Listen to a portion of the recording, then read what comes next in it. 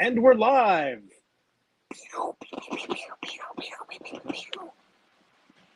Dude, the JLI podcast are on breakdowns already.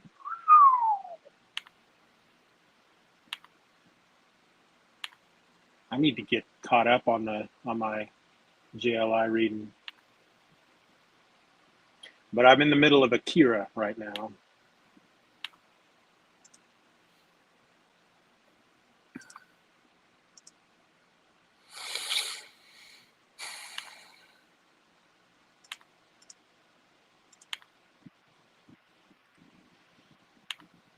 Okay, posty, roasty, toasty. You read Akira? I'm ready. No, have you read Akira? Oh, have I read it? Long time ago. Yeah, very long ago.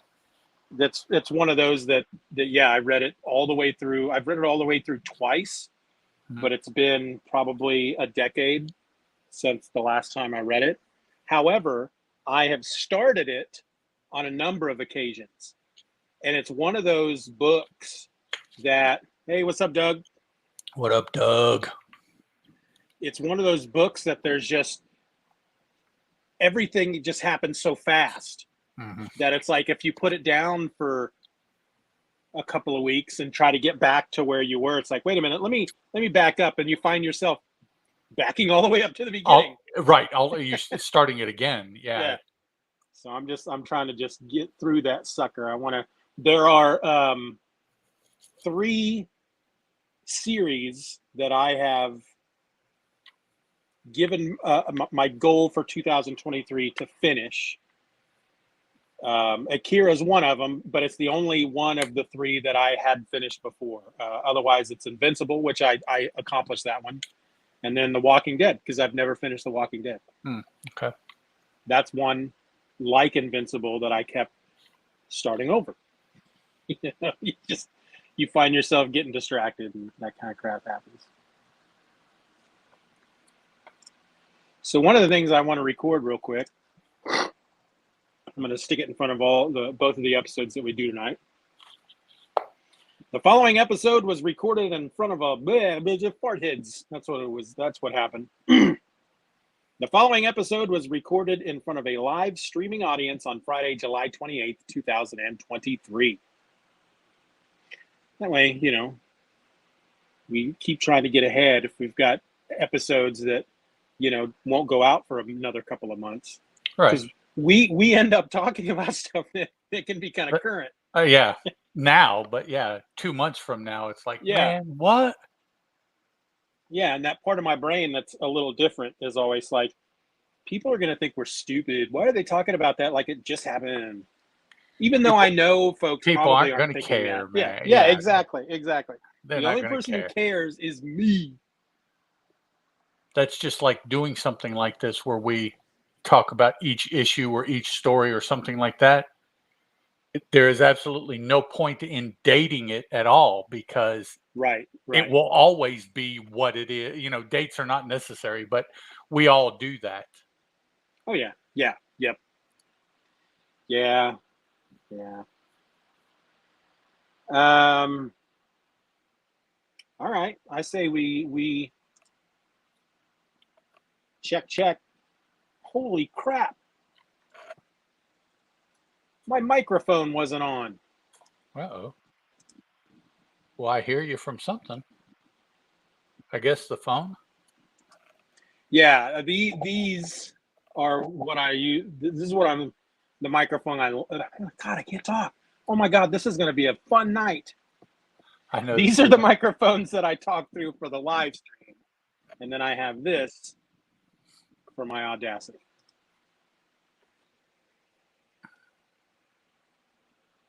I'm gonna let my Audacity record about 10 to 15 seconds. It's still not recording. What the hell? All right, I gotta reboot my Audacity. This is amazing and fun stuff for you people to watch live. This is how the sausage is made, folks. Yep. It's all about trial and error. All right, so let's see. Is that working? No, what the hell's going on? Is the microphone on? You know what? I just realized what's wrong.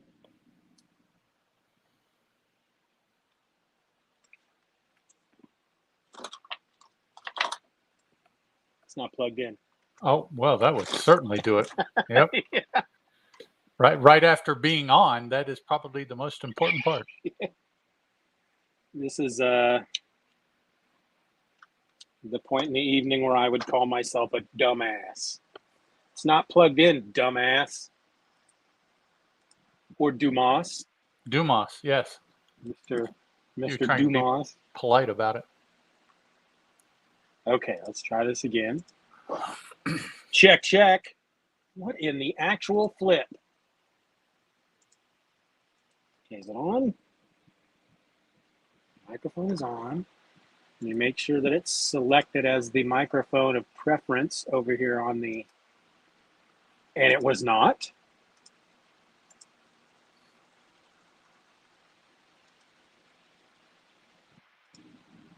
And I only want to record in mono, because what's the point? Check, check, check. There we go. All right, so let me give it about 10 seconds of silence.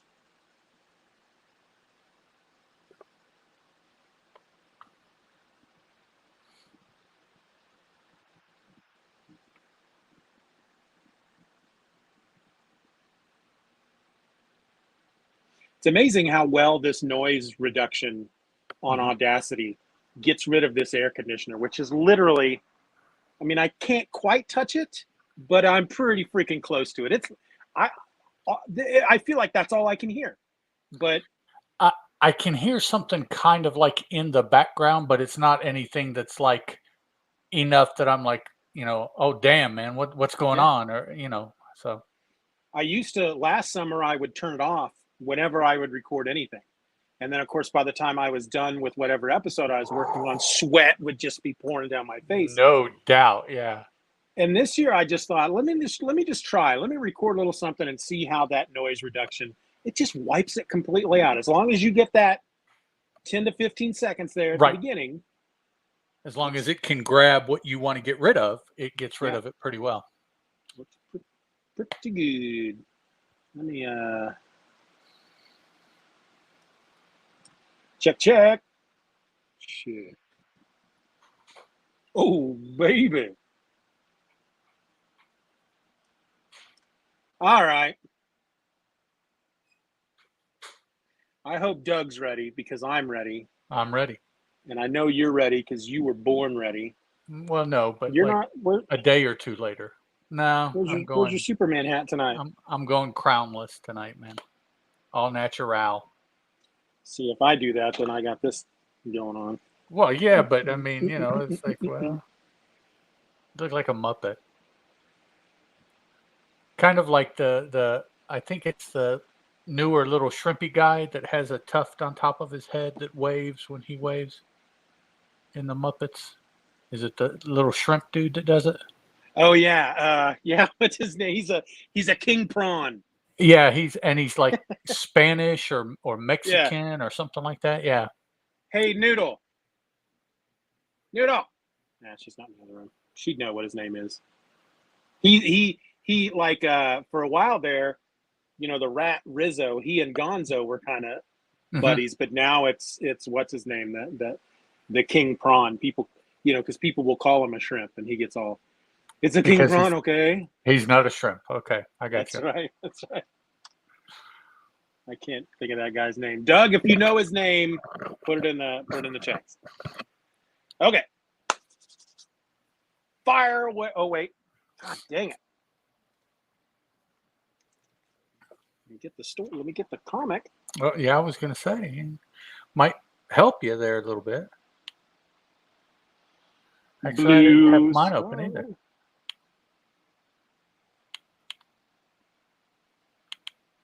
So for anybody such as Doug who are watching live, we are. Doug says he's really ready. Just so you know, he's not just ready. He's really ready. He's really ready. We're just gonna do 2 episodes tonight, but then maybe we can get together again next week.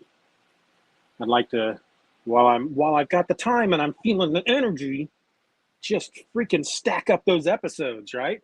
That's fine. That way your dating of them becomes more important. Yes, that's right. Exactly. Exactly. When I'm putting an episode out in freaking March that we Yeah. recorded in December, A year later. September. Yeah, yeah. Yep. We'll be talking about something that, wasn't that crazy what happened? And people would be like, yeah, that happened last year. Yeah, I don't that was understand like what's going on. 3 series and a movie ago. What are you Yeah. doing? Yeah. All right. Okay. Now I'm really ready. I'm with Doug right now. Okay. Let's see here. Howdy, folks. You're listening to the Superman Super Show, episode 63, The Carnival Crooks. What's up, all? Welcome to the Superman Super Show. I'm a host. My name is Ed, and 1,000 miles over there to my left is another host, Mr. Steeven Orr. Hello. Hello. Hello. Ed, Hello. can I tell you my tale of woe? Woe away. So You sound like I have a lisp or something. Sorry. we have, like most folks, 2 vehicles. Okay. We have a Kia Sedona minivan and a Honda Pilot. Both of them are over 15 years old, and both of them are either right near, or the Honda may be already at 200,000 miles. The Honda is the one that I drive, and I love it. I love driving it. I love the way it drives. And then the Kia Sedona is basically Karen's. But we've been having some problems with the Kia, and so we haven't been driving it, which is not a big deal because I work from home. My Karen doesn't work, but I do have to run my kids all over the place. They both have jobs. One goes to school, and so we've just been doing that in the Honda. However, the Honda has no air conditioning. Oh, and it's not as simple as just taking it in for a recharge. It needs a new compressor. Right. And the mechanic quoted me like $1,800 or something like that. And I was like, if I'm going to spend that much money, I might as well use it as a down payment and buy a better I'm car. gonna get a new car. Yeah. But we're not making car payments right now, so we're kind of trying to enjoy that, right? Why are you watching me? My wife is Karen. She's right there, and it's freaking me out. What, you're going all this stuff. It's like, but yeah. So, for example, today the temperature got up to 105, and when you're in a car, even with the windows down, when you're on the move, it's almost okay, almost. Yeah. But the moment you stop for any reason, the heat comes in off that engine, the sun comes in those windows, and it's windows. Yeah. So when I went and got my daughter from school, went and got her, and then we had run over to the grocery store where I had an order waiting, picked up dinner, came home, and then I was just like, I have to lay down for a little while. That took a lot out of me. So no doubt, that heat. That's my tale of woe. We just need to have it. We just need to find the time to get that Kia into the mechanic, because I'm sure because we rarely drive it anyway, and it's been a while since it's had an oil change.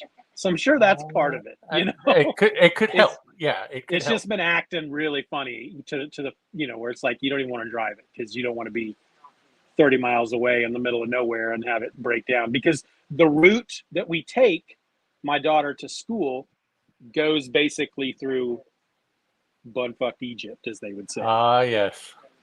So, and while I do worry about that with the Honda, I do, because it's old and it's got a lot of miles. Doug says the heat has been oppressive for sure. For sure. I second that statement. Ed seconds that emotion. That emotion. All right, that's my tale of woe. I don't have any tales of woe, really. It's been hot here too. I'm in southern West Virginia. Today it hit the mid 90s. Yeah. So that is like late August kind of temperatures for us here. I mean, that's like, the dog days is when it gets that hot. So here Yeah. we're able to play with that a month early around here. Yeah. That's definitely what we're rolling into right now because it wasn't this hot last week. And what's kind of interesting is the other day, because I have a temperature reading in the car as part of the dash, and I went out to go pick up my daughter from school, and it said it was 92 degrees. Drove into Topeka, which is a half an hour away, Okay. and as I'm getting into Topeka, I look down and it says 108. And then when I go another few miles to reach her school, it goes down to 105. Okay. So then we head back, and as soon as we get into our town, I look down and it's back down to 92. And I could feel, oh my gosh, it's like a cool midnight breeze, you know. It felt so good. It felt like somebody had poured a bucket of ice on me. And it was still pretty freaking hot. Yeah, that's for those of us that don't live in it, all the time. When it gets triple digits, we can tell that something is wrong. It's just I don't know the temperature, but I do know it's too damn hot. That's Yep. what I know. It gets to that point where it really doesn't matter what the thermometer says. It's hot. I don't. Yeah, it's 100, 108 doesn't matter. It's freaking hot. yep. It's the I don't want to do anything. Let me go back inside temperature. That's Exactly. yeah. Exactly. Alrighty, guys. Let's see here. As I said, the story is entitled "Carnival Crooks," and it is the third story in Superman issue number 8, brought to us by Jerry Siegel and Paul Cassidy. Superman number 8 is cover dated February, much cooler, 1941, with an on sale date of November 10th, much cooler as well, 1940. Those dates come to us from Mike's Amazing World of Comics. So here is what was going on. In the story, Clark and Lois attended a carnival and are cheated by the employees there. Lois decides to write a story about it, so she returns to get pictures. The crooks smash her camera, but she visits Jackal, spelled like the animal, the carnival owner. Jackal pretends to fire the men to get rid of Lois, but Superman is nearby and sees the whole thing. When another patron is assaulted by the crooks, Superman steps in and smashes up the carnival, giving the money back to the rightful owners. The The crooks try to gang tackle Superman, but he is too powerful. They're arrested, but Jackal flees. Superman chases him down and turns him over to the police with his ill-gotten gains recovered as evidence. So, Steven, what were your initial thoughts about this one? My initial thoughts were, are you kidding me? We're going up against gangsters at a carnival. Superman is going, and it's not like they're in some kind of really crazy scheme. They're just ripping people off, at the ring toss or the ball toss into the holes. Right. Yep. It's the the whatever the ring has to fit over is too big, or the hoop that the ball has to go through is too small, or just your standard take money from people stuff. There were some very, very funny moments in this story, but I kept waiting for something to happen because I just, this can't be all that it is. It can't. And granted, it did escalate to, I guess you find out that there's everybody at the carnival, they had like a pickpocket that was going around stealing and stuff like that. But still, it's maybe they just weren't used to carnies who rip you off when you play the games back in 1941. I don't know. I almost wonder, and I'm just flipping through to see, and I still was Superman even really necessary? I don't think so. No. I don't think it was necessary for him to do any super feats. So, I mean, he did. He ripped the top off the dude's car there at the end, did some spinning, drilling into the ground, tunneling, but he didn't have to do that. He didn't have to rip the roof off the guy's car. I mean, with some well-placed help, Clark Kent could have done pretty much everything that Superman did. I mean, it's literally nothing the police couldn't have done themselves. This was not an occasion where that called for Superman. No.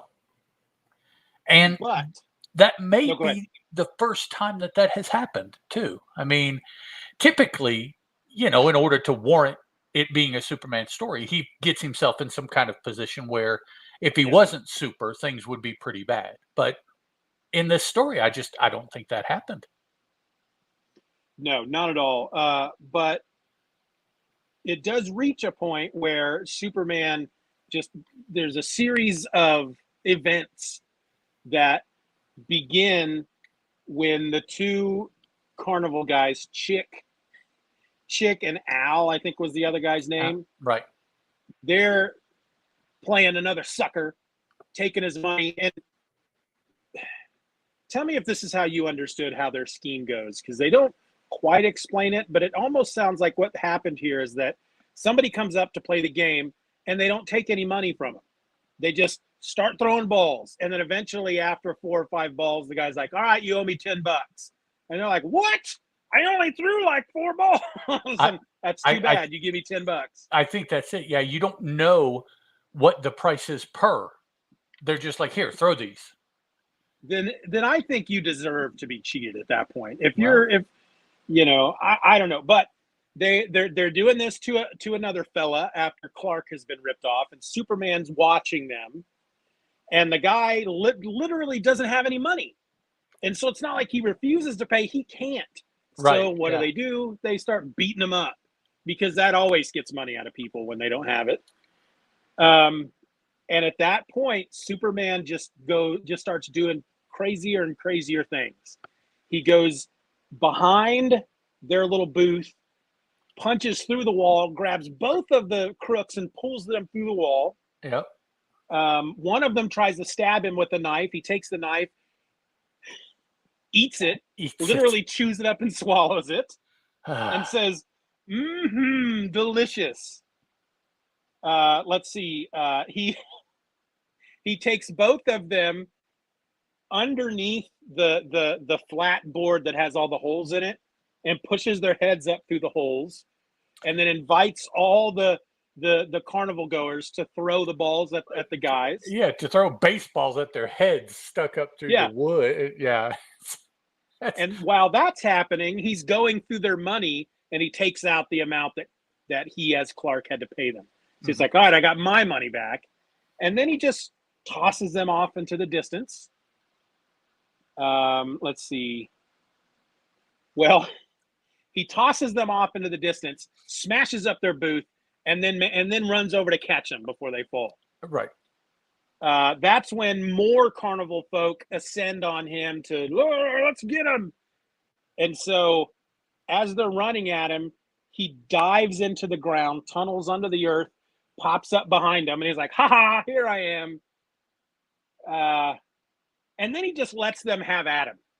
He just stands there, and they're all pounding on him. One guy is on his back, just beating on him, and he's having a ball. Superman's having all kinds of fun until what happens? What's the one thing that pushes Superman over the line? Somebody touches Lois, who got interested. She saw what was going on, and she went over to help Superman, and one of the thugs quit messing with Superman and started messing with Lois. Yep, that's all it takes, man. And he literally just pow, the guy goes flying. Yep. And then he takes all the thugs out. Cops show up. The Jackal takes off in his car. Superman chases him down, rips the top off his car, grabs Jackal, takes him to the cops. Cops said, well, we can't hold him. You don't have any proof that he did anything. It's like, well, here's a big bag full of all the stuff he's stolen from people. Okay, he's arrested. Over. Yeah. I mean, there is a concept in here that I first learned about reading the first, I don't know, probably 8 or 10 issues of the X-Men book. And that is the rallying cry in a carnival for when a carny needs help being the phrase, "Hey, Rube." Okay, yeah, they did say that here, didn't they? Yeah, yeah. And I don't know how long ago it was I was first exposed to those books, but that was the first time I had ever seen that, and it's been used since then. I mean, those books would have come out in the what mid 60s, like 65, 66, I think is when X-Men started, something like that. So I always wondered, well, they must have just done that for the comic. I never did any Yeah, research, but this makes me believe that it may well have been an actual thing yeah, because, this is used completely different set of creators, completely different circumstance, um, 20 plus years beforehand. So I doubt it's just a convention that has been passed on. So there must actually be some kind of truth to in these situations. I could see where they would need to be able to yell something, and the understanding be when you hear somebody yell this, they need help. yep, Um, and so I guess "Hey Rube" is the rallying cry for carnies and circus folk and everything like that. yeah. And I had wondered about that in that panel because the guy yells out, "Hey, Rube," and I'm like, is he is he calling Superman a rube? But then that very next panel, it does say, in response to Chick's cry for help, Yep. Carnival toughs converge on Superman. I was like, oh wow. And I wondered if that was if that was something they invented for this book, or must not. I don't think so. Although I will say I did watch a show that was on HBO about Carnival, and unfortunately they never used it. If it was Yeah, something, um, do you know of or remember the TV show Carnival on HBO? I remember. Yeah, I never watched it, but I Okay, know of it. 2 seasons, and the was it the Wachowskis? No, it wasn't the Wachowskis that wrote that. Who wrote that? The Knopf brothers, I think, maybe something like that. Mm. But yeah, good stuff. And it was said about the same time that this Superman is occurring. It was the Yeah, late Dust Bowl era, so that's like the late 30s, time of the Depression, right before World War II. It was in Middle America with a touring carnival and all that. So that this particular story put me in mind of that show because I've always been a fan of that show. I wish they had continued it. It had 2 seasons. They had written it for 3 2-season chapters, okay. but Huh. which is funny to think, but HBO canceled it. I guess it really didn't get anybody to watch it. Really, I feel like it was popular, but I didn't watch it. So No, but of course it's I didn't have HBO. So. yeah. If you ever get the chance, though, check it out. I think you would like it. All right. So with all of the various things that Superman does in this story, which one is your favorite? Um, Probably the swimming, diving, whatever through the ground, whatever you want to say. Does it say he burrows? Is what it says he did. So okay, Yeah, look, it's drawn kind of like he dives into and swims through yeah, the dirt. yep, yep. That I was telling myself, if Ed chooses the moment where he eats the knife, then I will choose the moment that he tunnels through the ground. And if Ed chooses the tunneling, I'll choose the moment where he eats the knife. So those were my two favorite moments. Um, but yeah, he actually pops up behind him. Yoo-hoo! Yeah. Right behind you. And with that knife, you really have to be paying attention, I think, to kind of get what happened because Yeah, you don't see it. You see him grab the dude's hand as he's trying to stab him. And then this next panel, if you don't pay close attention to what you're reading there, you just look at the picture. It's like, well, what happened? I don't get it. But yeah. It's definitely it's one of those moments that you're not. If it wasn't for the text, you're yeah, not going to know. no, There's yeah, no, there's so many moments in comic book history where they explain to you in the text what's going on when you obviously can see what's going on. You don't need that, but you need it here because, yeah, Yep. it's literally the guy is stabbing at Superman and he's holding his hand back, and then the very next panel, he might have something in his mouth. Maybe, or You it could don't be know. just a smirk, or Yeah. and then without the text, you look at the bad guy, and it's like, so he's upset that Superman beat him, and Superman's Yeah. smiling about it. Yeah, Yeah. So you really needed the text there. definitely. Now, for me, though, a close second, even funnier than the knife, was the jamming the guy's heads up through the board and letting people throw I picture baseballs, Oh letting the yeah. people throw balls just at their heads. It's not he just forced the head up through the, because it's a board, and I guess the game is you're supposed to get the balls to go into holes in the board. Well, he jammed the two dudes' heads up through a couple of the holes, and they're just sitting there on this board, just awesome targets for people just to whale balls at. And Superman's like, yeah, okay, well, I'll go over here and get my money, and you go ahead and ring him up over there. And it's like some damage, eyeballs, broken noses. I mean, that It's could have turned out very badly. yeah. It's got to be baseballs. Because what else did they have back then other than bean bags? And they're too spherical. They're too perfectly round to be bean bags. Yeah. But if for anybody listening at home who doesn't have the issue in front of you, if you've ever played the game where you throw the bean bag, they call it cornholing. Cornhole. Into the board it's like that, except for it's a much bigger board and there are like 24 holes. Right. And balls. Yeah, and balls instead of beanbags. so actually, it's nothing like cornhole. It's the only thing that's the same is the angle of the board. I guess.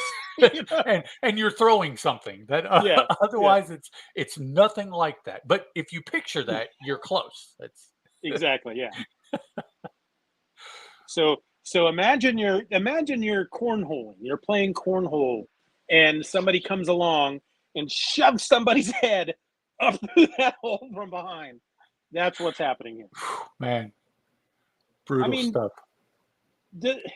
The panel where he pushes this guy's head through that hole, there's chunks of wood flying away. Smoke, I guess, is to make it look more dramatic. But yeah, his head definitely does not fit through that hole. No.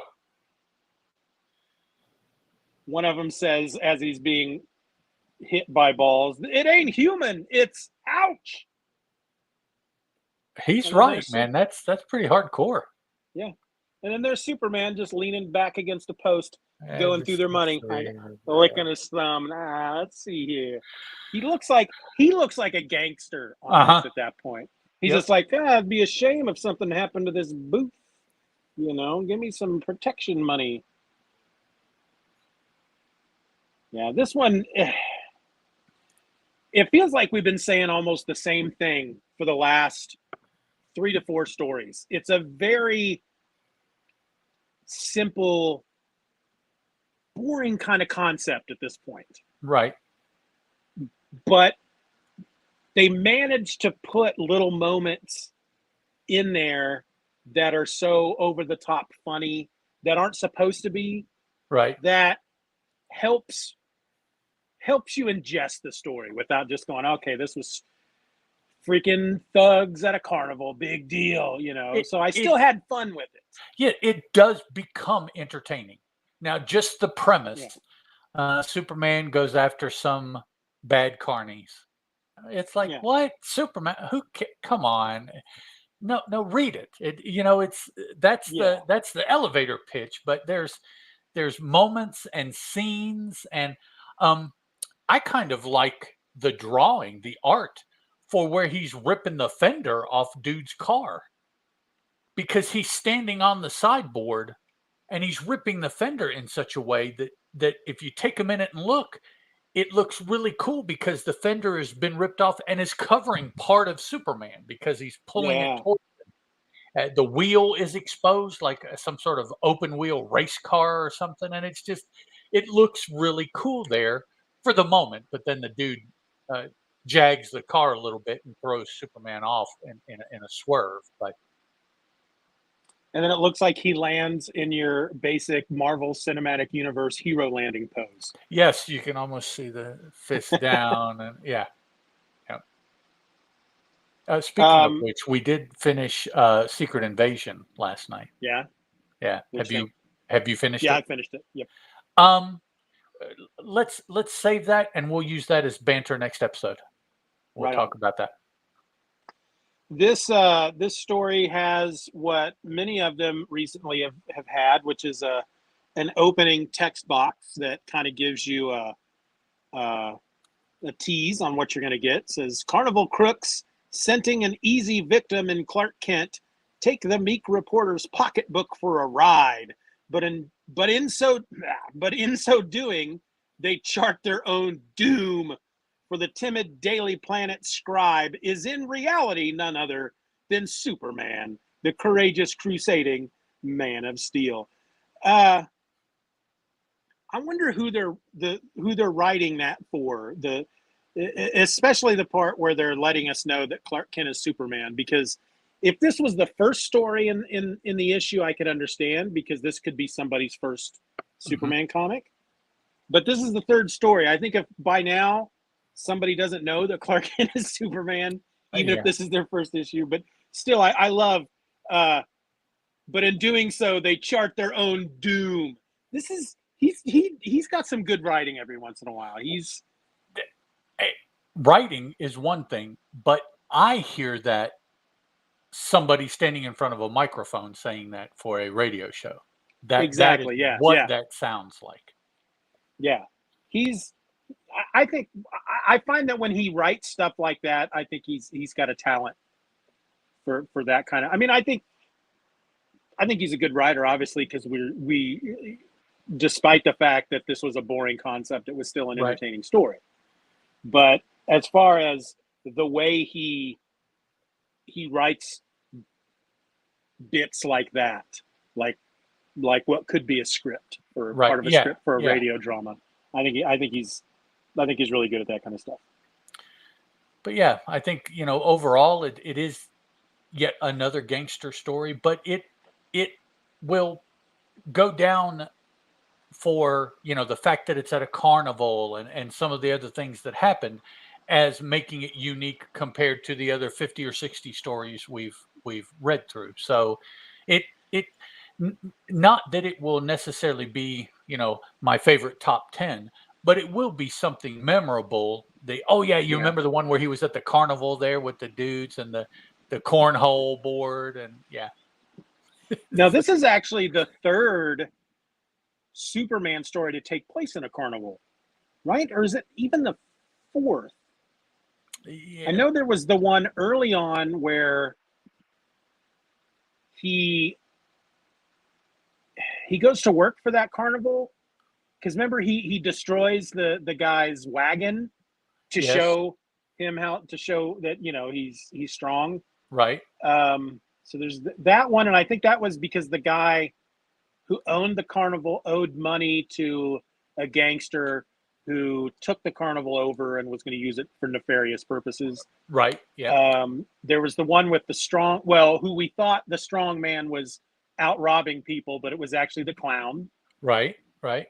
Then I think the one where they were building buildings with shoddy material. It wasn't entirely set in a carnival, but I feel like there was a scene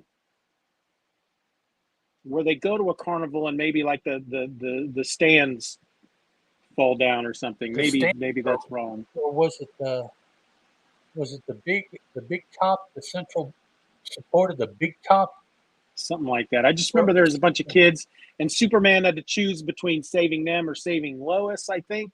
Right. But I think this might be the fourth carnival story that Superman's been involved in, which is kind of weird. It makes me wonder if, we often toy around with the idea whenever Superman goes on some kind of crusade, like the one against the reckless drivers, where we wonder if something happened to Jerry Siegel that week, or that month, and he took his anger out using the story. And I wonder if recently he went to a carnival and got ripped off at one of the games, and then I'll teach them. I'll write a story about it.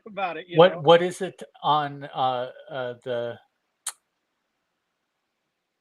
Heath Ledger Night movie, where he's a Knight's Tale? Yeah, Knight's Tale. Yes, where dude says he will eviscerate them in fiction. Yes. The guy that ends up you. Yeah, the guy that ends up playing the Vision. Chaucer. He was in the Knight's Tale. Yeah. Yeah, that was. I don't have anything else to say about this one. Nope. I think we've covered it pretty well. All right. Alrighty, folks. Thanks for listening. Until next week, I'm Ed. That's Steven. And this was the Superman Super Show. Bye. Ciao. Now we come to everybody's favorite part of the live show where Ed and Steven save their files. What is this, 63? 63.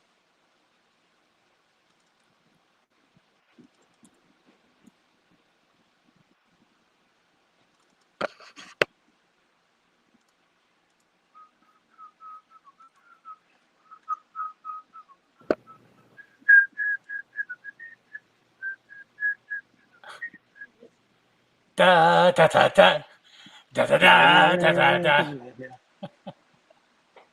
Yeah. The longest time I just thought that was the Blues Brothers song. Didn't know it was a real song. Everything in the Blues Brothers is a real song, man. How dare you? I know, right? Why do you think they went to all the trouble of putting together one of the greatest jazz bands of all time?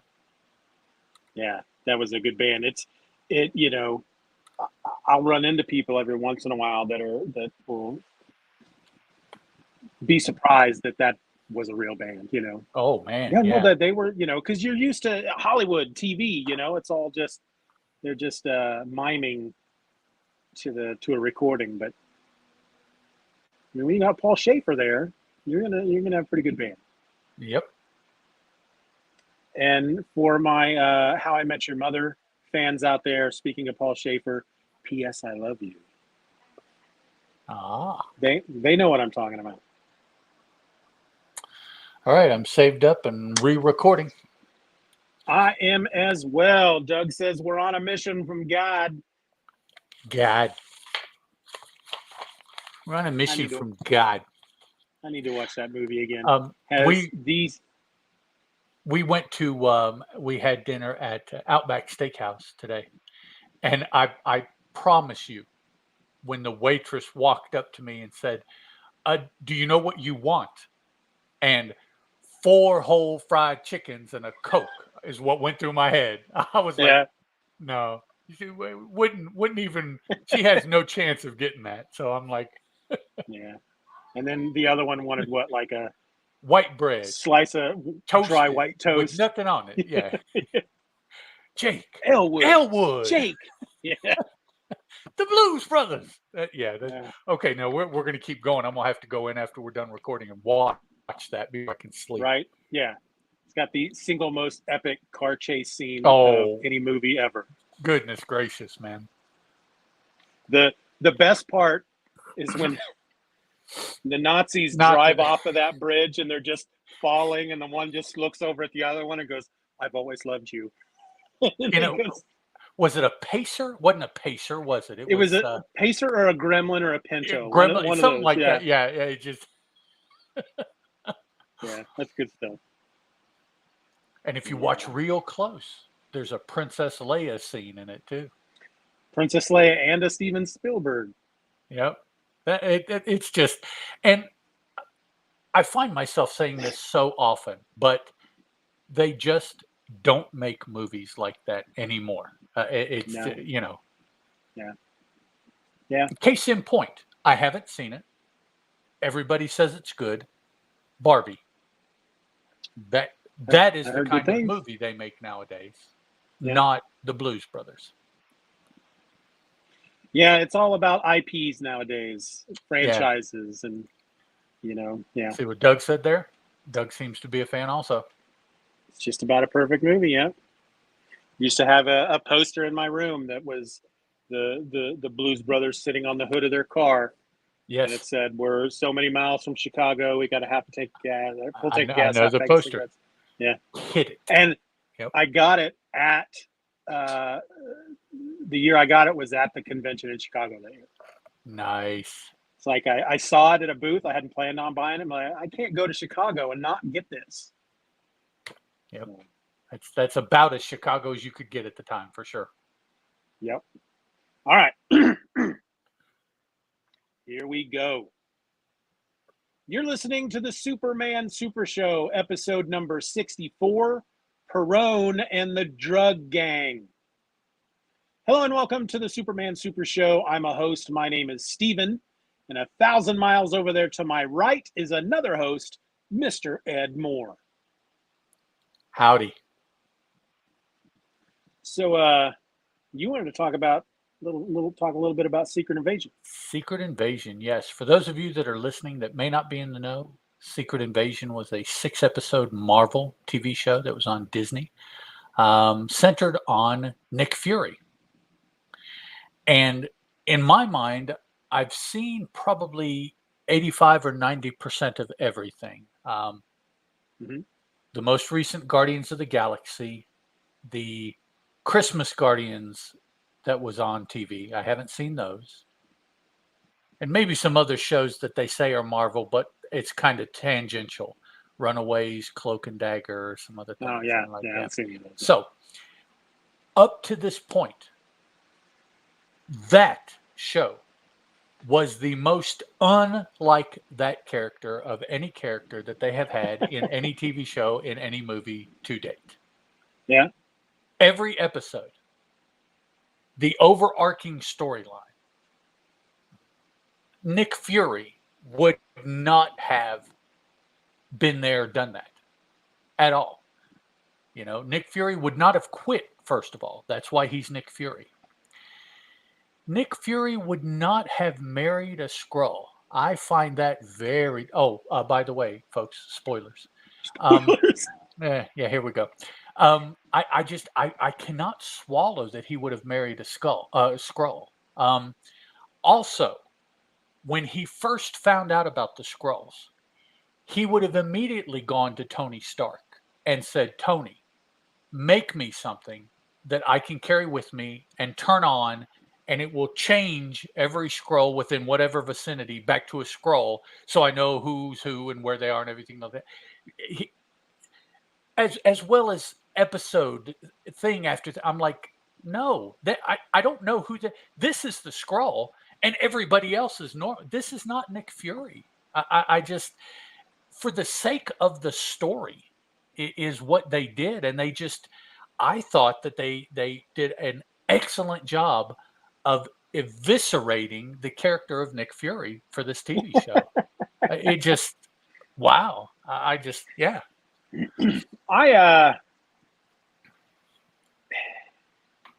If I was to sum up my feelings on the show with one word, it would be, I was entertained, but it's not one of the, when I eventually go back, like I do every once in a while, and rewatch the MCU, I'm probably going to skip this one. But I didn't hate it. No, I mean, I did feel like we were going to learn by the end of it that Nick Fury was a Skrull. It sure felt I guess like that. Kind of technically we did just the one part. Right. But it's really hard for me to regardless of how they may have made out Nick Fury to be in this show. It's really hard for me to dislike any character that Sam Jackson plays. I just love him so much. Sure. But I was super confused. Why did he put the eye patch back on? That was the only part of the whole show I'm like, nope, I don't buy this. Okay, I took it to be that we saw both Furies. Okay, that last episode was the Nick Fury before the blip, if you want to pin it down. After the comeback, up until he put the patch back on in the mausoleum, that was a Nick Fury. That was the resigned, I can never win. What's the use of fighting? I'm tired. I deserve a break. So that would be, you've seen the movie Unforgiven, Clint Yes. Eastwood? The moment in the movie when he finds out that they killed Ned. Yes. And he takes that bottle of liquor from the guy and starts drinking. That's the moment in the movie where you're like, oh shit, stuff's going to happen now. Yep. So I guess that was back. Like his Unforgiven moment where it's just like, okay, here we go. He's putting the patch back on. Yeah. And okay, I get that. And truly, that Nick Fury, well, I was going to say, but in that final scene with the Skrull, that wasn't even Nick Fury. No. That was more the Nick Fury that I thought he should have been, but it wasn't even him. That was, soon as dude turned on the machine, I knew that it's like, oh, I know what you did there, and I know why. So up until that point, I was like, damn, dog is really putting himself out there and getting sick and all this stuff. I'm like, Yeah, see, I wasn't smart enough to put two and two together and realize that he was she. Mm-hmm. I just assumed that Nick Fury was a Skrull the entire time. That's all because I just couldn't imagine Nick Fury putting himself through that. Right. To die there just to get the guy off the planet, Right. Just to ask him to leave and try to come to some sort of agreement with him that he would leave. It's like, really? At that, I can see him. Yeah, I can see him sacrificing himself to take the guy out, but not to go, please leave. Yeah. Thank you, sir. May I have another? Yeah. But and then the hospital was the most unexciting, slowest hospital that nobody worked at. I swear to God, every time there was especially there at the end when they were pulling the president all over the place, trying to get out of the hospital, and every shot of a hallway, it was the exact same set. They just changed the title of the thing over the door. Okay, this is now where the ER is. And okay, reset it. We'll just change the sign. It's the same, but it'll look like they're coming into a new hallway. They really, I don't know, maybe they spent all their money just getting Sam Jackson to come back and play Nick Fury.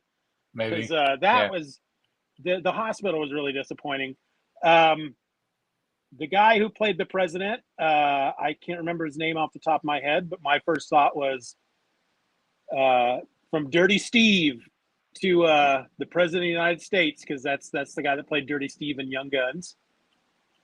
But it was I'm not mad I watched it. I'm not on the internet going, stupid show. It destroyed my childhood.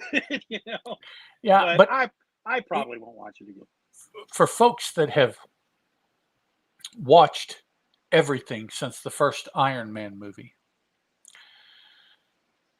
the first Iron Man, Captain America, and Thor movie, completely different tenor than just about everything that came after that. And I can't necessarily put my finger on why, or the moment that it changed. From here, these were this way and these were this way. It just, those three movies really stand out to me as far as a feeling.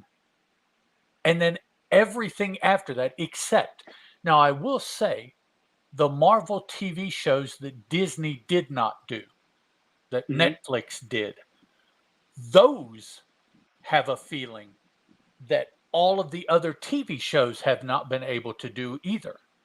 Yeah. You know, I don't know. I understand that you have different writers and they, you know, but I think that since Disney has gotten a stranglehold on the IPs, they have just driven it in a way different from what they were. Yeah. And it just they don't. It's not the same level of enjoyment as the Netflix TV shows and those first, um, maybe the second Iron Man and the second Cap movie also, maybe. Starting though with the second Thor movie and everything. So, but they're just now. It's just I almost watch them. I almost hate watch them. You know, just so that I can say I did. And it's like, you See, know, yeah, for me though, while I think it did take a bit of a dip when we're talking about Iron Man 2 and Thor 2, but as far as Captain America, I liked the first movie, but Winter Soldier was for me way above that first movie, okay. and Civil War probably the same level. It was more of an Avengers movie than it was Hmm. a Captain America movie, but still, Right. I loved the crap out of Winter Soldier. I really enjoyed how, because the first movie, it made sense. It felt a certain way because most of it was set in World War II. It had to feel that way. Hmm. And then once you get Cap into the modern world, they turn it into almost like this spy thriller with superheroes, Yeah. which Yeah. again makes sense for Captain America in the modern world. So yeah, I think they've done a good job with Cap, but I wonder, let's talk about this philosophically for a second. Okay. Is the stuff they've made over the last few years, is it really, and I know the answer to this, uh, sounds silly to say it out loud, but is it really worse than the stuff they were making originally, or is it because it's not as special to us anymore because we're used to seeing it? Because think about what we had before Iron Man. We had those Spider-Man movies, which were great, Right.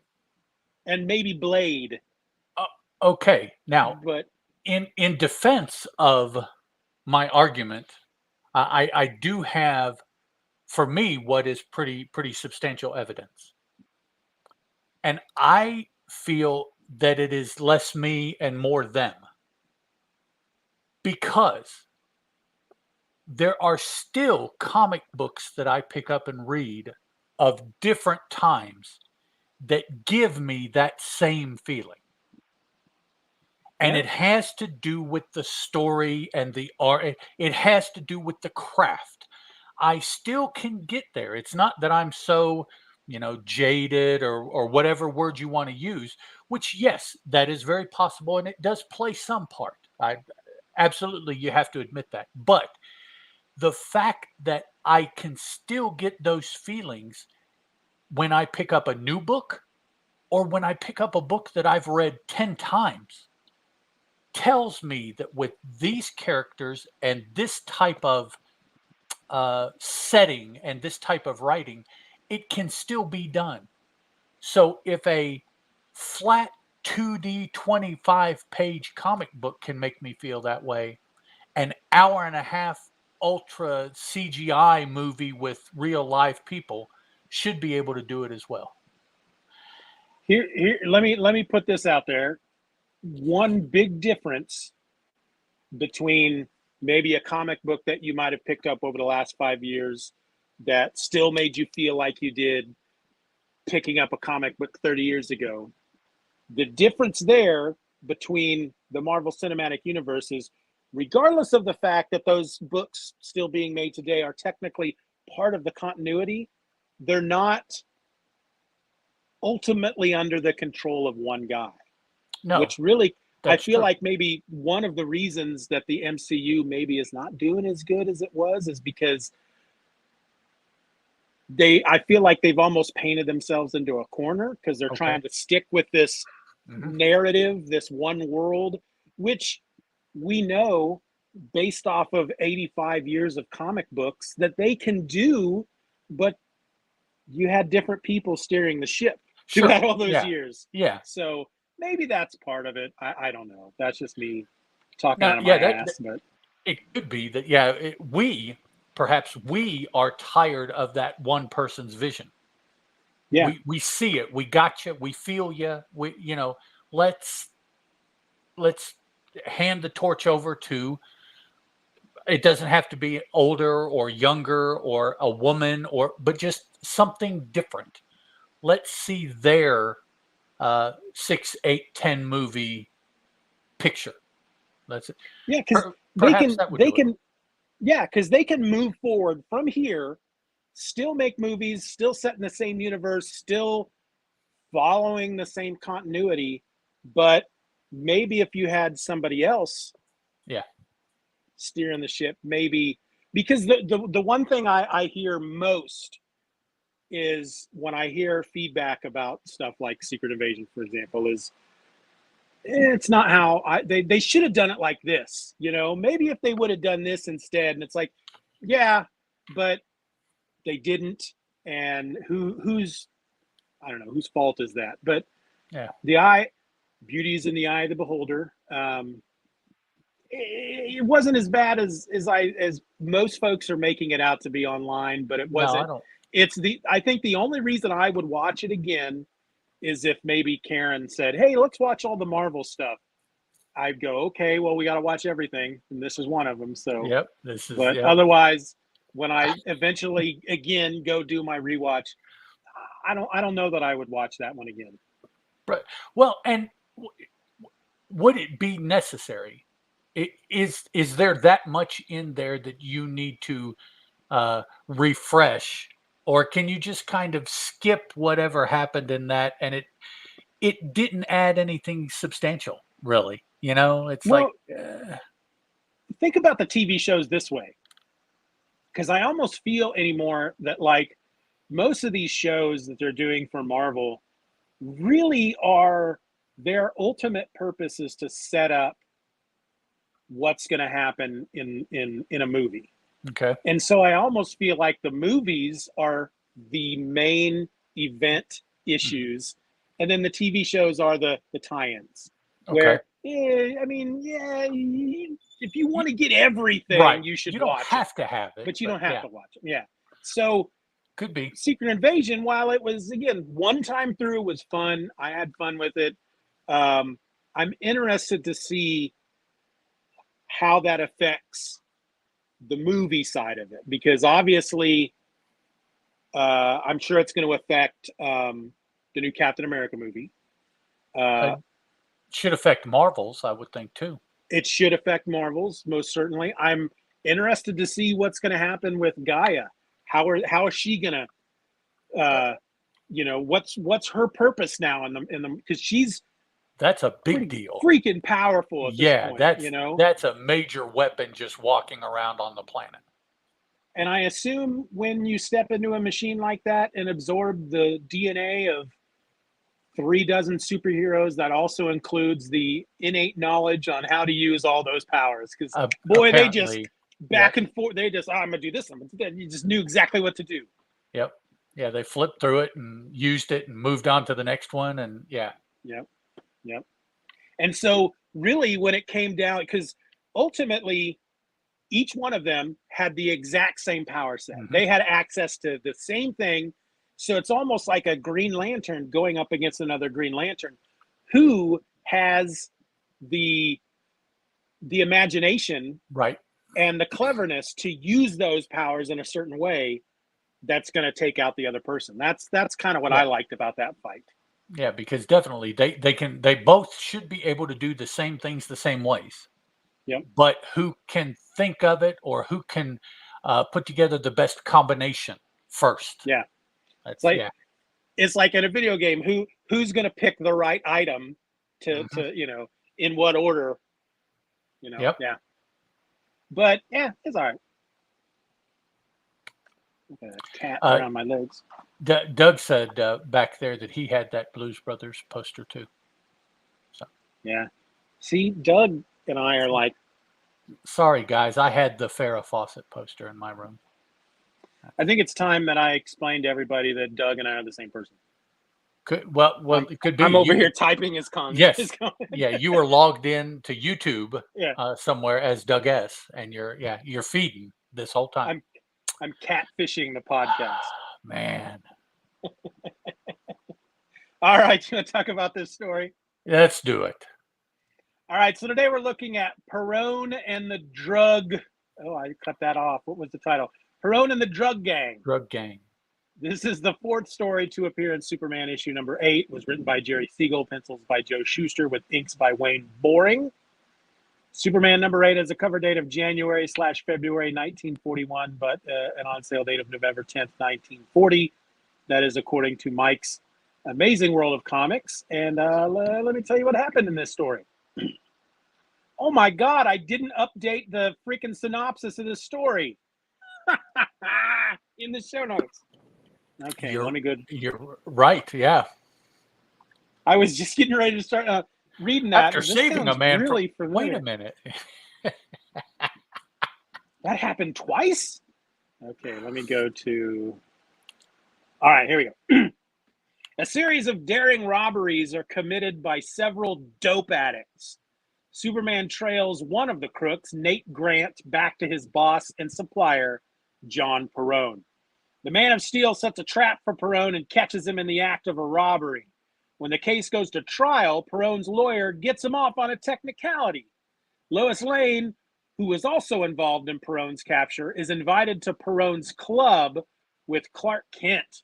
Nate bursts into the club, making accusations against Perone, so Perone and his lawyer, Brokenshire, which sounds like the place where evil hobbits hang out, yes, or sad hobbits, one of the two. Perone and his lawyer, Brokenshire, kill Nate. Superman steps in to prevent them from disposing of the body. The police are called and the crooks are arrested, caught red-handed. What'd you think of this one, Ed? It felt a little different.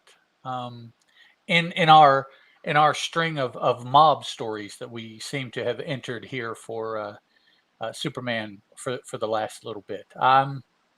I'm not 100% sure that I could explain why, because I don't really think I know why. It felt different. It still has a lot of those similarities.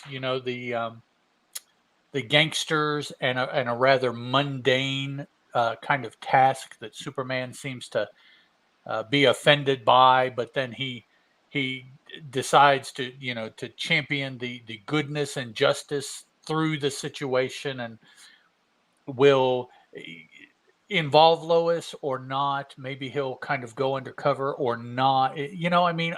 So many similarities. But at the end of the story, I was kind of shaking my head and smiling, as opposed to the previous story where I was just like, wah. Okay, moving on. So I think part, as I'm talking, part of it is the inherent naivety of a world beset by dope addicts. That is just so like, yeah, that just throws you in the way back somewhere. That's like, grandma and grandpa like 2 or 3 times removed, the wording that they would have used. So I think maybe that's part of it, almost that, that innocence that you see in the fact that they're concerned about dope addicts. Yes, this one made me feel like almost like a shift when, for example, Marvel Comics started doing Punisher books and made crime a bit more hardcore. Right. There was a more serious business going on, and that, just the way the story opens up, the very first panel, once you get past that opening page that gives you the teaser, the very first panel, you got 2 guys with Tommy guns gunning down a pair of dudes that are, they're robbing an armored car and they're gunning down the two guards. Yep. Then we get just mayhem in the streets. The guy hanging out of a car with his Tommy gun, just shooting up another car. A bullet barely misses Lois. They run over a guy in a wheelchair. They almost run down some children in the street. I mean, it's like the way this starts out. It's like, okay, this shit just got real. This Mayhem. is what dope does to a city. Dope, yeah. And for most of the story, they don't tell you any more about it's just dope. They're just dope addicts. They're on the dope. And the dope is making them crazy. That's it. You find out a little later, at least at one point, they're gonna knock over a shipment of morphine. Right. And because the one guy, I need some more dope. I need you to shoot me up. I need, scratching himself. Yeah. And then it's morphine, which that's dope. But I think this would be the modern day version of these are all heroin addicts. Yeah. Except, well, actually I would say meth, because I don't think heroin makes you go out and act crazy like this. I think it's more of a chill unless you shoot up too much and then you die kind of drug. Whereas meth makes you go out and mow your lawn at 3 a.m. in the middle of a rainstorm, So okay. I was also really confused about Nate because the first time we get this dude's name, where is it? Yeah, I noticed that too. In the text bubble, he drops 2 names. Yeah, Nate. Didn't I always tell you, Grant, never to come here? What? Yeah, Nate Grant. That's the guy's name. And that is poor writing. That's what that is. Well, and you can tell that it's not something that they meant to take out. There's nothing that leads you to believe that they intended anything other than those words to be together in that bubble. Yeah. But I caught that too. I was like, what? So Nate is the dude's name. Yeah, Nate Grant. Grant's his last name. Okay, yeah. So see, they do finally say that together way at the end of the story. I think they actually call him Nate Grant. And I was waiting the whole story for them to do that, because they have that one word bubble where they use both names in the same word bubble. There's another moment where throughout most of the story, they refer to him as Nate, but there's another moment where a guy refers to him as Grant. So I was just, okay. Are they just making mistakes when they lettered this book? But then, right at the end, I think they refer to the guy as Nate Grant. Okay. See, that I didn't even catch. So the last page, middle area, the cop says Nate Grant murdered. So. Okay. Yeah, I missed that completely. Wow. Okay. What did you think about the legal technicality that the lawyer used to get the guy off? I don't even think that qualifies as a legal technicality. No, I don't think that's a technicality at all. No, that's somebody who has, I don't know anything about law either, but I think if I was going to put a scene like that in my book, I would find somebody who knows something about law and ask them if that's an actual defense, That was pretty weak. Yeah, the charge says you are being charged for robbing a storeroom, but in fact, they robbed a storehouse. So you got to let him go. No. I think a judge would give him the big middle finger, tell him to sit down and shut up. Really? And he should not be practicing law. I think that's what a real judge would have done. Well, it certainly would have been one of those TV judges that did that. And any of them, just pick one. Judge Judy. Okay. She'd be like, shut up. There were 2 in the previous story. Actually, there was one in this story also. A hanging Superman. Yes. So that And is, for those listening for the first time, that's Superman hanging from something, not with a noose around his neck dangling from a tree. yeah, no. Although we have seen a lynching in a Superman Yes, we story, but have. We certainly have. it was not him that was the victim. Um, No. and I don't think it was either one of these, but I read 3 and 4, and then I read the story in Action Comics 33. It must be in the Action Comics issue. Yeah, it is. Superman flew, Stephen. They made no pretense about it. He flew. Really? He flew. Okay.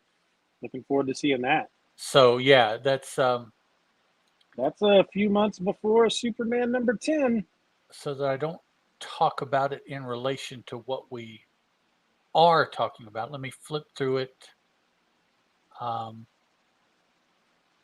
yeah, come on. Yeah, right here.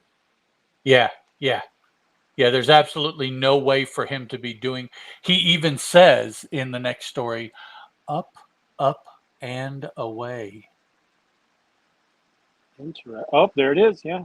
So yeah, Oh, see yeah. that pose, and Oh, then see the yeah. next panel.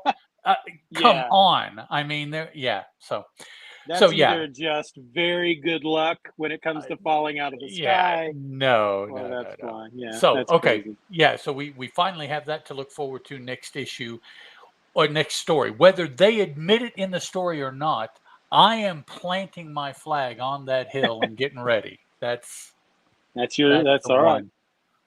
Okay, so back to this one. You know, uh, can there possibly be a mobster of any intelligence at this point that really wants to do anything left? I mean, No, no, uh, no. you know, I mean, not even withstanding the contemporary Superman that can hear people, half the world away, so they have to whisper to try. None of that stuff. This is just Superman constantly taking down mobsters. Can there possibly be any mobsters left in the surrounding metropolis vicinity that thinks that they can get away with anything? It makes you wonder if are they just constantly is there just this giant mass of criminals in Metropolis, or is it every time he takes a gang out, then another one comes in to take their place? Well, And but they if would that's have the to know case, why they why? have a place. I mean, they Yeah, would have to understand what happened. yeah. Yeah, We're not that. It's not going to happen to us.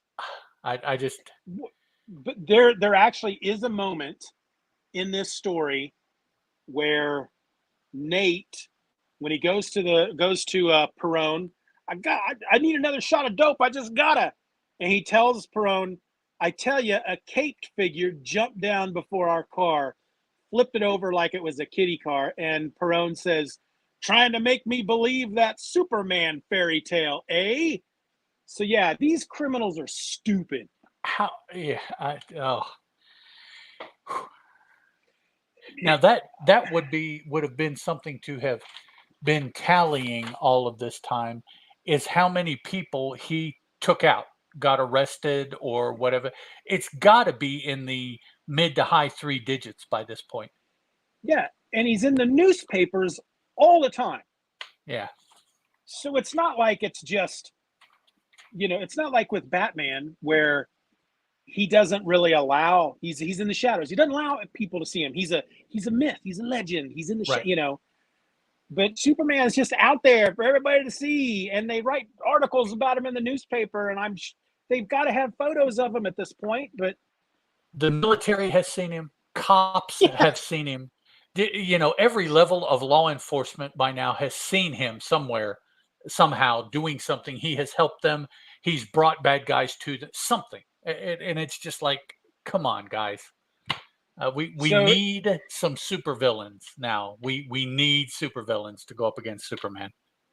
so in the Batman comics, the saying is always, villains are a superstitious and cowardly lot. In Hmm. Superman, it's got to be villains are stupid. That's Sure. why I don't even have to have superpowers. They're stupid. That's Yep. why I keep winning. I just noticed something here. Let's see. In the, I don't know what page it is, but on the, looks like probably the third or fourth page where dude is getting out of the trash can where he hid. The final panel on that page up in the upper right-hand corner of that page, that is not a leaping Superman. No. The next panel where he sees somebody walking into the building, that is not a leaping Superman. Now, all right. That first panel, yes, that is a Superman flying through the corner of that panel. Yes. This one, that could be him standing at the edge of a building. Oh, that could wow. be him on a roof looking out over, from the perspective, there could be a building underneath him. But okay. Honestly, I'm not trying to argue with you because, yeah, that other one is he is flying through the air. Flying through the... Either that or he has just been fired out of a cannon and he happens to be zipping by going, hey, there's somebody coming out of a trash can. It was a bad jump. He got off on the wrong foot on that one or something. But oh man, just somebody just say he's flying. Or the page where he's watching the dude walk into the building. How about that panel at the bottom of that page? The left-hand panel. Oh yeah. I mean, come on. Give him supervillains and daggone it, say he's flying. Come on, let's move this puppy forward some.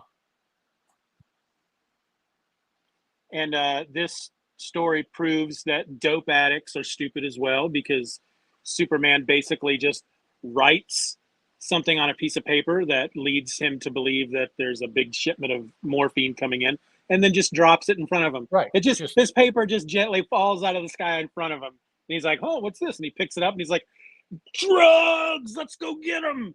Yep, it's exactly what he's looking for. Yep. What a coincidence. I like what he did to the car after he put the bad guys in it there. He kind of scrunched it up so that it couldn't open and they couldn't get out. So it was like a Superman-made prison, basically, out of a truck. Yeah, exactly. This is one of those a whole bunch of stuff happens in this issue. Mm-hmm. One of those that I was thoroughly confused for much of it because my brain can't take that much input in 13 pages. But by the end, it all came together for me. But there's a lot. I mean, for a story that's ultimately about, it's supposed to be Superman taking out dope addict criminals, but it's also about a criminal mastermind and his lawyer that helps keep them out of jail and trying to get the dirt on them as well to get them in, so it's just a lot. There's just a lot in this one. And of course to really put that last nail in the criminals are stupid coffin, Perone invites Lois and Clark to their celebration, to which everybody's drunk and talking about how they pulled one over on the cops and the legal system, and then Nate comes bursting in. You've kept me prisoner for a week with no dope. Shh, let's get him out of here. Shh. Remember, there are reporters in this room. Yeah, And we get how many? At least 3 Superman hanging from ledges in this one. Nah, I think just 2. We've got not there. Right. Technically that one, but it's probably because he goes into the building, drops the note, and then he hangs outside the window again to see what happens. Right. That's like a rock climbing kind of move there with both hands on the vertical seam. But now I don't the one where he's torn the grill off the window and Yeah. talking about gunshots. I don't. That didn't seem to me as hanging as much as a jumping up too. But well, no, I guess But it is because you can see his yeah. face here in the next one. Yeah, Yeah. so he's You see a little face peeking yep. into the window. So this is another 3 story here. Well, that's the goal from here on out. They cannot do less than 3 in a story. They've raised that bar. Yep. Well, yeah, But we've had more in the last 1, 2, 3, 4, 5, 6 stories than we've had in almost all of the stories before that. yeah. I So mean, for a while there, it's like every issue he was hanging from a ledge, and then there was just this swath of issues for months where he didn't hang from anything. no. Now all of a sudden he's back to it. Yep. They're trying to But distract us from his flying by showing him hanging. exactly. That's what it is. They put those in to go, no. If he could fly, why would he be hanging from this ledge? Exactly. See? Yeah. Yeah. I don't know that I have anything else to say about it. It was it had its moments. I'm in the same camp you are. I'm ready for something other. Let's get back to some Ultra Human. I know we got Luther coming out because I've seen his name in the titles of some upcoming stories. We need to go. Superman. I mean, these mobsters are not remotely a challenge. It's not just at all. Not in the least little bit. There has been no moment over the last dozen or so stories that you've went, oh, how's Superman going to get out of this one? It's more like, how is the criminal going to get out of this one? Really. What is the quip Superman's going to come up with? Right. What's the crazy ass thing Superman's going to do in this issue? Is he going to eat a knife? Well, he has done that in the past, so yes, now we know he's capable. Yep. That's good stuff. When Superman eats a knife in front of a villain, you just want to stand up and clap. Just bravo, Superman. There you go. Yeah. All right. You want me to wrap it up? Yes, sir. All right, folks. This was Ed and I give this maybe medium thumbs. Yeah, not quite thumbs down, not quite thumbs up. We'll do a horizontal thumb. Yeah, this is a horizontal thumb.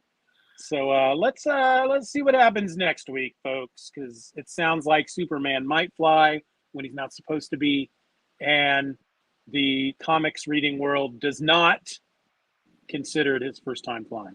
Wow. It doesn't mean that they're right. That's right. It's all in your perception. Yes. It's the reader decides. So we'll decide next week. Until then, folks, see, I'm trying to transition. I'm trying so hard. I'm sorry. I'll be quiet. No. I'm trying so hard to make it sound natural, and I do that on my other shows too, and I'm really bad at it. So will Steeven transition better in the next episode? Until then, folks, I'm Steeven, and that's Ed, and this was the Superman Super Show. Bye. Ciao, folks. We're working on the segue. And not the ride on it kind, but the... I mean, as long as I've been podcasting, you think I would be better at him, but I'm not.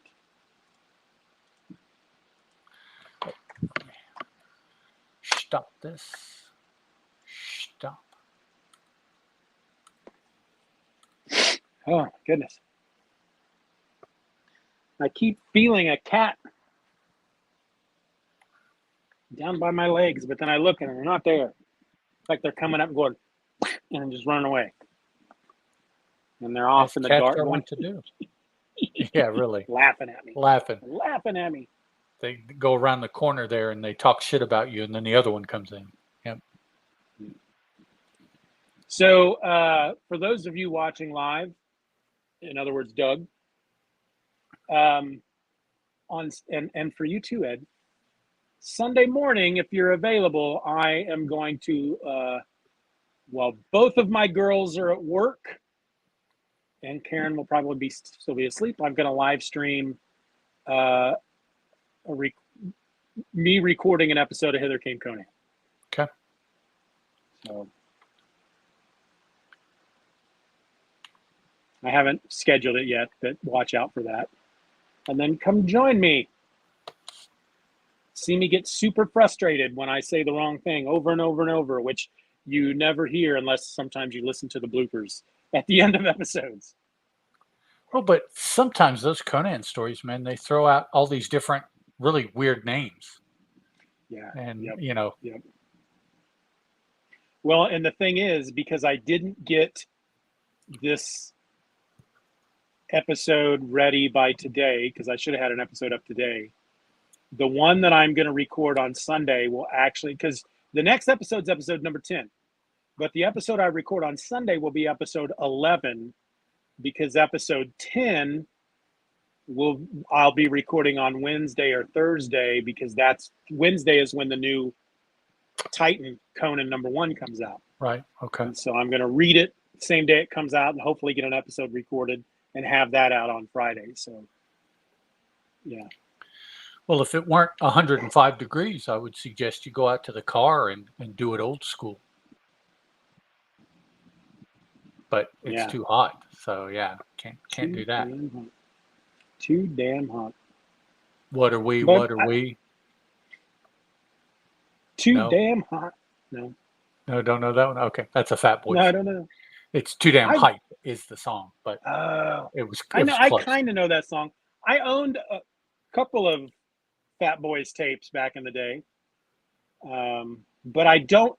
You know, it's funny because when I think about those early years when I was getting into rap, I feel like I was listening to a lot of Fat Boys, but over the last few years, when I've gone back, you know, with the streaming services, and I'm like, oh, let's listen to some Fat Boys, I only recognize a handful of songs. So, okay. Yeah, I was in high school, and the dude's name was Stephen Heath, and he introduced me to the first Fat Boys album on cassette. Yeah. So. Yeah, I look like a Fat Boys fan, I'm sure, but you know. I think my introduction to the Fat Boys was Crush Groove. Okay. The movie, and they were the Disco 3 in that. Yep. But I know I had that first. I know that because, of course, their big hit was what? Wipeout? Wipeout, and then the one that they twist again, the twist with Chubby Checker. Chubby Checker, yeah. But that was way late in their career. Yeah. I think the one album that sticks out for me is Crushing, I think is what that one was called. Mm-hmm. Crushing! Good stuff, man. Again, they don't make shit like that anymore. No. The closest is a lot of, you know, a lot of indie rap is very reminiscent of the old school stuff because, you know, when you're just even with the access that folks have to now with computers and technology and whatnot, a lot of the indie stuff just keeps it pretty simple. And that's the kind of shit I like. Yeah. You know, I follow all kinds of people on Instagram that are just, I've never heard of them before, but they pop up on my feed. It'll just be somebody rapping to a beat. And it's like, damn, this is some good. Why don't we get songs like this nowadays? Because that's pretty old school, but it's just really good stuff. And you know, so I just follow them just to hear new stuff that what they're doing. Yeah. That this doesn't seem to want to come out because I don't know. I'm just not into a lot of the modern. Not into this newfangled rap they got going on nowadays. Nope. I stand on my lawn and shake my fist at it all the time. Right. Get off my lawn with your modern rap. Give me, you know, Blues Brothers and Princess Bride and Holy Grail. You know,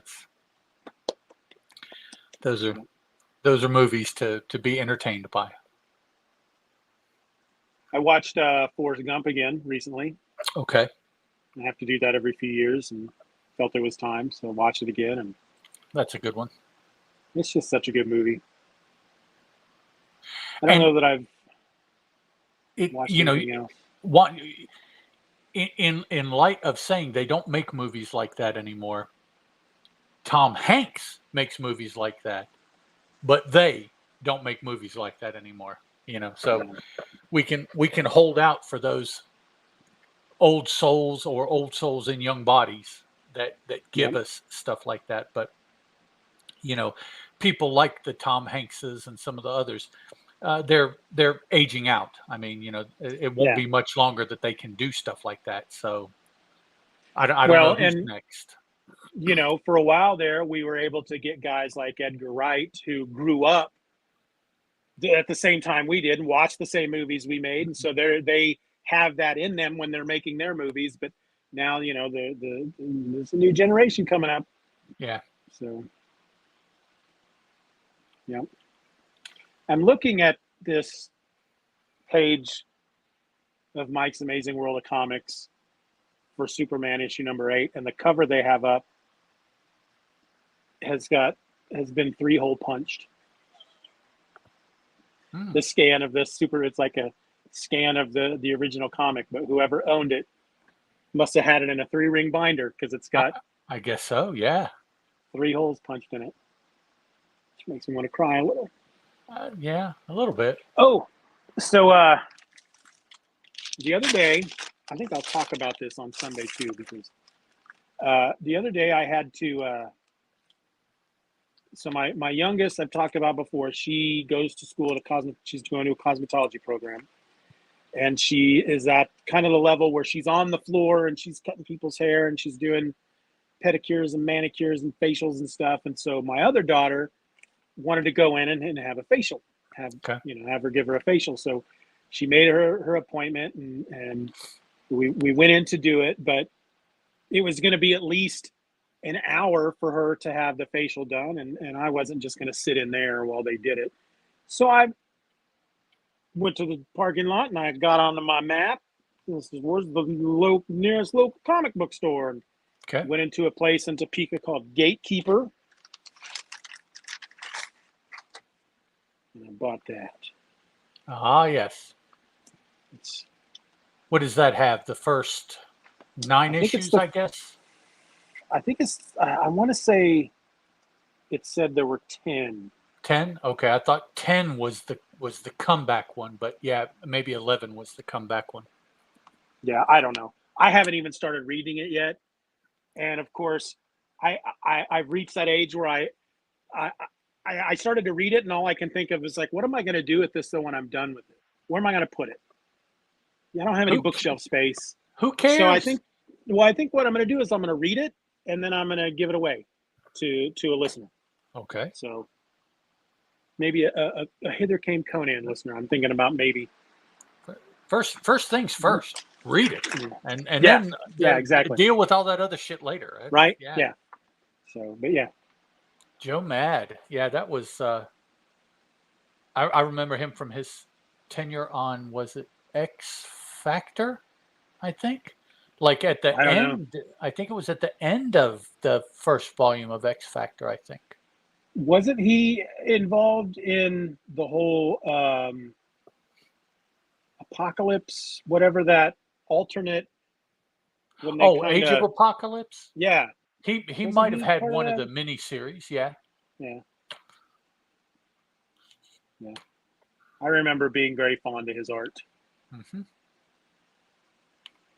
But yeah, I'm looking forward to eventually. I haven't dug into it yet. I want to get Akira finished. That's my goal. Right. And I know that if I walk away from it, I'll have to start it all over again. And I reached that point in the book where Akira freaks out and blows up Neo Tokyo. Okay. And that's the point of the book that just blew me away the first time. It's like, holy crap, I can't believe they did this. And it made me kind of fall in love with the whole post-apocalyptic genre of stories. Okay. I've always enjoyed everything. Obviously, I consider Akira one of like the most, if you're going to talk about perfect comic books, Akira is one of them.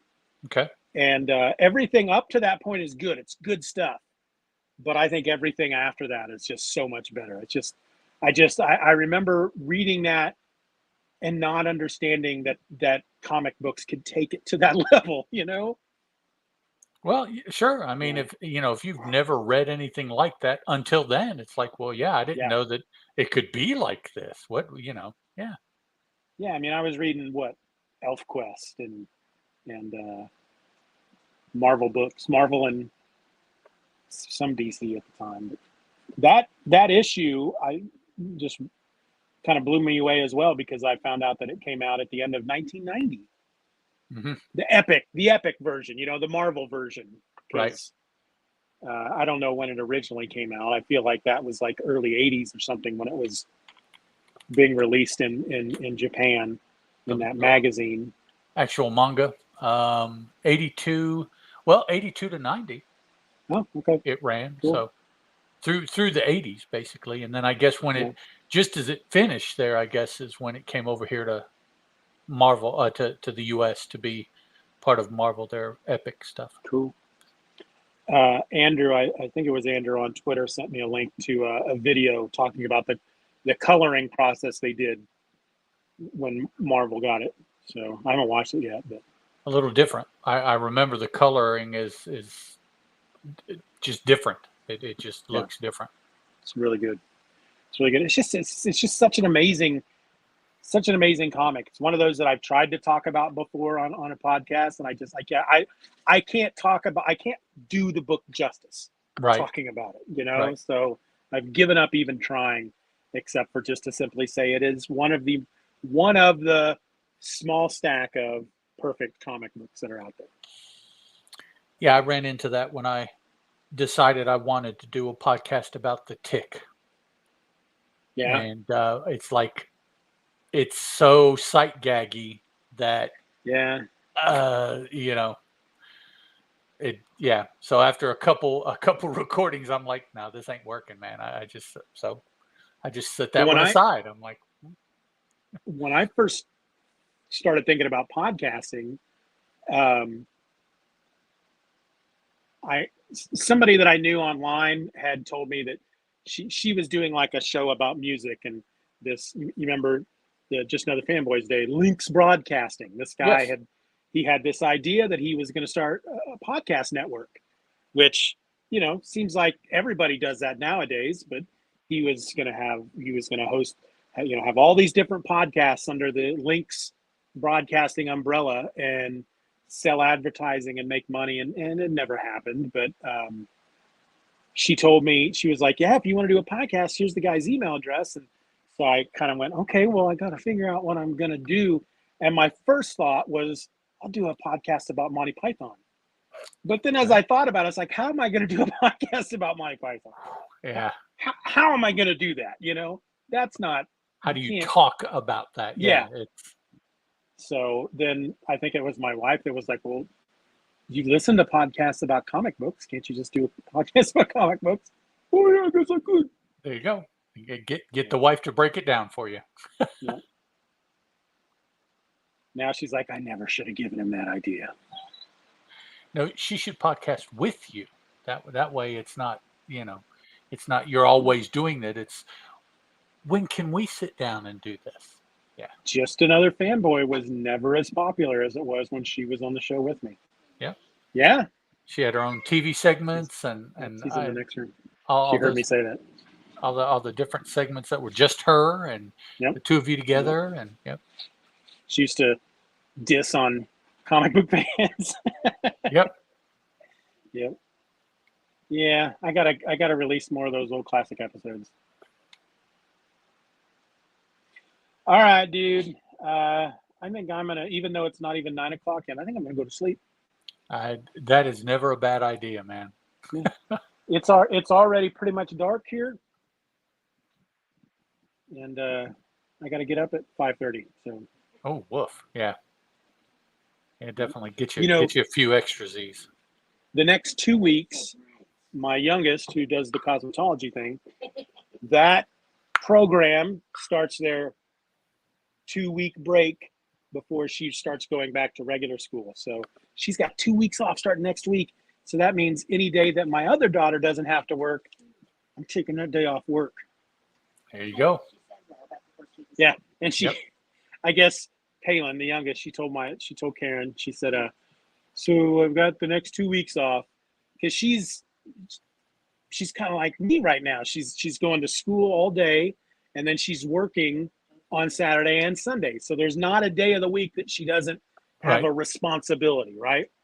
And so she told Karen, for that first week, I'm just going to be in my room sleeping. Don't knock on my door. Don't talk to me. Don't even look at me. And you need to tell her, remember this, because when you are an adult, this is going to be what you want and what you work for and hope. And exactly. This is it right here. Yep. Exactly. It's fun to hear both of them talk about,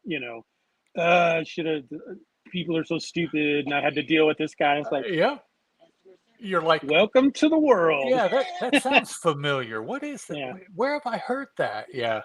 It's like, get used to that because that's pretty much the rest of your life. That is, as you kids say, that is RL right there. Right. Exactly. Yeah. Yep. Yeah. All right, dude. We'll see about maybe doing this again one day next week. Okay. Why are you looking at me? Because, I got to make sure it's all right with all y'all. So, I told them I want to get a big stack of episodes in the bank for those weeks that I don't and I can't do this, Okay. So, yeah, we'll see. We'll see. It's so good. We'll see what's going on next We'll week. work something out. Not a problem. Yeah. If not, we have what now? This will be 1, 2, 4, at least 4 in the bank right now. Yeah. So we're good that's a for month. 4. Yeah, we're good for 4 weeks if it comes down to it. But I would like to always at least try to have one. Oh yeah, definitely. Stay one ahead, but we'll see. We'll see what we can figure out. How's Terry's mom? Everything's fine. She's doing okay. Everybody went back home, came back from vacation, everything. This tomorrow will be the first in about 3 weekends that everybody is back to the regular schedule and the regular way of doing things and everything. So, Cool. Yep. Doug, have a great weekend. Great weekend too, dog. Try to stay cool, man. Yeah, I'm gonna go ahead and end the live stream. It's always the one thing.